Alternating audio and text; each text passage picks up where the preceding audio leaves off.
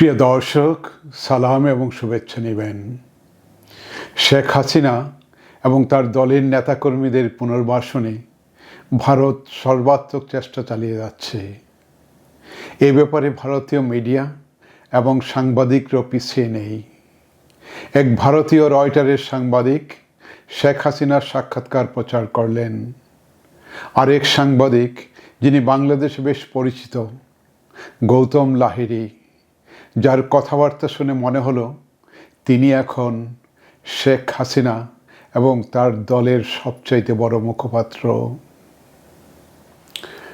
রয়টার্সের সাথে শেখ হাসিনার সাক্ষাৎকারের মূল বিষয় ছিল দেশে থাকা নেতাকর্মীদের দুর্বিষহ অবস্থার কথা, দল গোছানোর চিন্তা, নির্বাচন প্রসঙ্গ এবং তার দেশে ফিরে আসা। তিনি সারা দেশের নেতাকর্মীদের সাথে কথা বলে বুঝতে পেরেছেন দলের মূল নেতৃত্ব দেশের বাইরে পড়ে থাকলে দলের পুনর্গঠন অসম্ভব হয়ে দাঁড়াবে। নেতাকর্মীরা হতাশায় ডুবে যাবেন, দল অস্তিত্বের সংকটে পড়বে। সাক্ষাৎকারে তিনি নেতৃস্থানীয় আওয়ামী নেতাকর্মীদের সাথে নিয়ে ডিসেম্বরের মধ্যে দেশে ফেরার কথাও বলেছেন। এতে তিনি গ্রেপ্তার হতে পারেন অথবা তার মৃত্যু হতে পারে। এখন প্রশ্ন হলো, তিনি কেন এই সময়ে দেশে ফেরার ঘোষণা দিলেন এবং কেনই বা ডিসেম্বরের মধ্যে ফিরবেন? আমার ধারণা, সামনে স্থানীয় সরকার নির্বাচনের বিষয়টি চিন্তায় রেখে তিনি এই সময়টি বেছে নিয়েছেন। নির্বাচনের ভিতর দিয়ে নেতাকর্মীদের প্রোঅ্যাক্টিভ করে তোলা, ম্যাক্সিমাম সংখ্যক নেতাকর্মীদের মাঠে টেনে নামানো এবং নিজেদের মধ্যে যোগাযোগ ঘনিষ্ঠতর করা সম্ভব। কাজেই স্থানীয় সরকার নির্বাচন দল গোছানোর কাজে গুরুত্বপূর্ণ ভূমিকা রাখবে। আর ডিসেম্বরের মধ্যে দেশে ফেরার ঘোষণার কারণ হতে পারে নেতাকর্মীদের উজ্জীবিত করা, সাহসী করে তোলা, সর্বোচ্চ সংখ্যক নেতাকর্মীকে মাঠে টেনে আনা, একই সাথে বিএনপি সরকারের উপর বাড়তি চাপও জারি রাখা। আমার ধারণা, জামাত এনসিপি জোটকে ব্যালেন্স করার জন্য সরকার আওয়ামী লীগকে সীমিত আকারে মাঠে নামাতে চায়। আওয়ামী লীগের আকার নিয়ন্ত্রণে সরকার কৌশলে এগোবেন, ব্যবহার করবেন মামলা এবং আইনি বিষয়াদি। সরকারের রাজনীতির মাঠে আওয়ামী লীগকে স্পেস দিতে চায় বলেই স্থানীয় সরকারের নির্বাচনকে নির্দলীয় ঘোষণা করেছেন। তথ্য উপদেষ্টা বিষয়টিকে পরিষ্কার করে বলেছেন, আইনগত জটিলতা না থাকলে আওয়ামী লীগ অন্যদের মতো স্থানীয় সরকার নির্বাচনে অংশ নিতে পারবে। এরই মধ্যে অনেক আওয়ামী লীগ নেতাকর্মী নির্বাচনে অংশ নেওয়ার প্রস্তুতি শুরু করে দিয়েছেন। নির্বাচনে কাউকে হয়তো আইনি মারপেচে বসিয়ে দেওয়া হবে, আবার কাউকে ছাড়পত্র দেওয়া হবে। এইভাবে স্ক্রিনিং করার মাধ্যমে সরকার সম্ভবত সফট আওয়ামী লীগকে মাঠে নামাবেন, যাকে রিফাইন্ড আওয়ামী লীগও বলা যায়।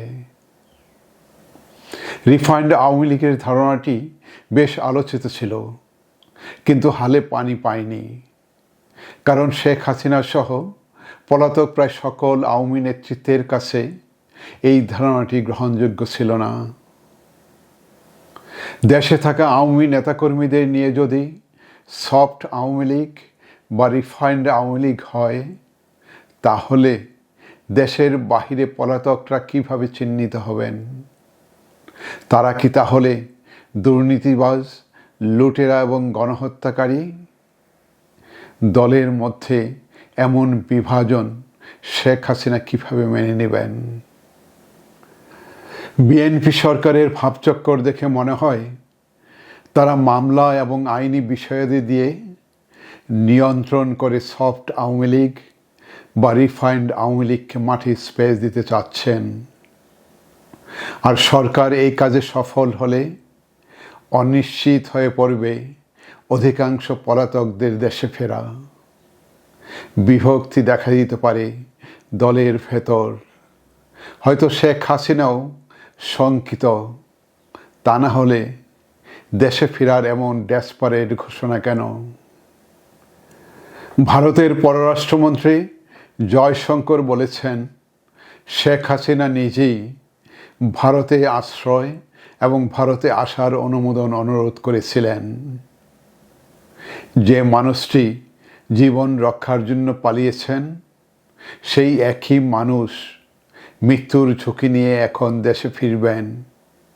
এটা কি আদৌ বিশ্বাসযোগ্য? সবশেষে আমার মনে হয় কিছু একটা সমঝোতা ছাড়া তিনি দেশে ফিরবেন না। যদিও বিশ্বাসযোগ্যতা তৈরির জন্য সোশ্যাল মিডিয়াতে চলছে আওয়ামীপন্থীদের ব্যাপক প্রচারণা।